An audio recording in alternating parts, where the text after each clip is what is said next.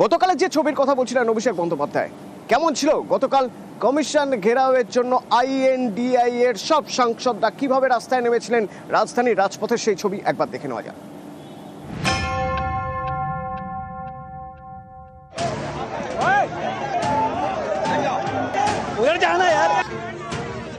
SIR वापस लो, vote चोरी बंद करो।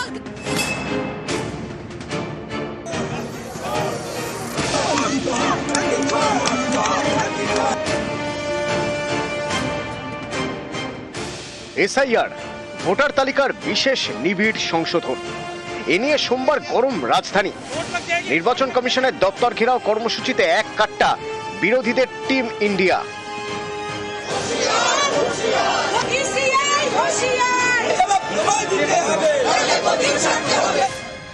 সোমবার সকালে সংসদ থেকে শুরু হয় বিরোধীদের মিছিল। কয়েক পা এগোতেই দিল্লি পুলিশের ব্যারিকেডের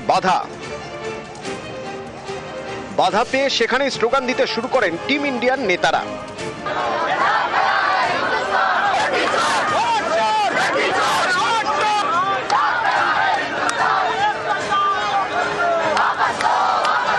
अभी हमें यहीं रोका गया है, निर्वाचन सदन तक हमें चलने नहीं दी जा रही है। तो ये तो यहीं तो पार्लियामेंट के सामने, संसद के सामने संसद की हत्या हो रही है।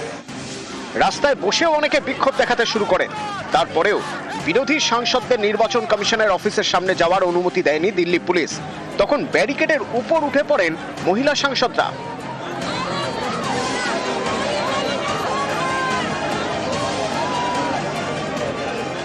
এত কিছুর পরও বিরোধীদের মিছিল এগোনোর অনুমতি দেয়নি পুলিশ।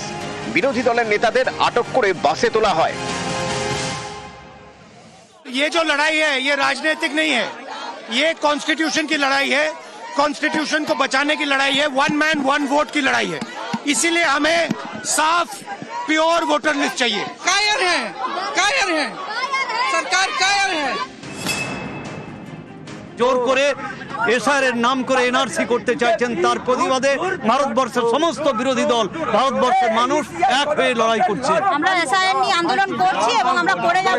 রক্ত দিতে হয় আমরা রক্ত দিব, কিন্তু এসআইআর আমরা হতে দেব না। দিদি যেমন বলে দিয়েছে যে পশ্চিম বাংলায় এসআইআর মানব না, আমরা এসআইআর হবে না। জয় বাংলা।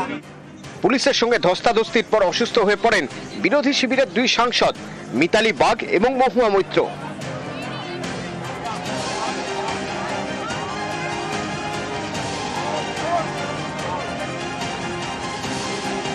আমরা এখন পার্লামেন্ট স্ট্রিট থানায় আমাদের আটক করা হয়েছে। নির্বাচন অফিসে আমাদের ঢুকতে দেওয়া হয়নি। আমাদের দিল্লি পুলিশ আটক করে ব্যারিকেড দিয়ে আটক করে বাসে তুলে দিয়েছে। আমাদের বললো যে আমাদের ইলেকশন কমিশনে নিয়ে যাবে, কিন্তু আমাদের সবাইকে 4টে ভিন্ন থানায় নিয়ে এসেছে। আমাদের কয়েকজনকে পার্লামেন্ট স্ট্রিট থানায় নিয়ে এসেছে। उनके मांग में कोई दम है क्या? अभी तक बिहार में एक व्यक्ति ने आपत्ति नहीं दी है, पार्टी ने नहीं दी है। राहुल गांधी से बार बार कह रहे हैं प्रूफ दीजिए, प्रूफ का पता नहीं है। पेगासस में प्रूफ दिया था, सुप्रीम कोर्ट में अपना मोबाइल दिया था, किसी का दिया था? राफेल में कोई प्रूफ दिया था? अभी भी प्रूफ नहीं देते हैं। इन दिनों में देश देख रहा है सबसे संविधान विरोधी काम कोई कर रहा है तो उसकी सरगना श्री राहुल गांधी जी हैं। चुनाव आयोग को भी ध्वस्त करने के लिए कहते हैं हम आटम बम गिराएंगे, चुनाव आयोग बिखर जाएगा। ये भाषा हमारी प्रतिद्वंदी देश कहते हैं। बड़े बड़े शक्ति जो भारत में भारत की प्रजातंत्र को विखारना चाहते हैं, उन्हीं की भाषा है जो आज नेता प्रतिपक्ष की भाषा बनी है। किसी वर्ग के मन में डर पैदा करके आप देश की संवैधानिक व्यवस्था को आप बिखार सकते हो, आप उसको तोड़ सकते हो। এবছর শেষে বিহারে বিধানসভা নির্বাচন, সেখানে এসআইআর এ ইতিমধ্যে 66 লক্ষ ভোটারের নাম বাদ গিয়েছে। প্রতিবাদে বিহারে আন্দোলনে নামছেন রাহুল গান্ধী, তেজস্বী যাদবরা। আমন্ত্রণ জানানো হয়েছে তৃণমূল নেতৃত্বকেও। তার আগে রাজধানীর রাজপথে এসআইআর প্রতিবাদে একজোট বিরোধীরা। নিউজ 18 বাংলা। আর গতকালের এই ঘটনার কথা উল্লেখ করে দিল্লি পুলিশের অতি সক্রিয়তার অভিযোগ তুলছেন অভিষেক বন্দ্যোপাধ্যায়। বলছেন শান্তিপূর্ণ আন্দোলনে সেখানে নির্বিচারে অত্যাচার করেছে দিল্লি পুলিশ। কালকের যে প্রোটেস্ট র্যালি ছিল, শান্তিপূর্ণভাবে মিছিল করে এবং দলমত নির্বিশেষে অপোজিশন যে পার্টিগুলো রয়েছে সবাই মিলে ঐক্যবদ্ধ হয়ে কালকে মিছিল করে গেছিল।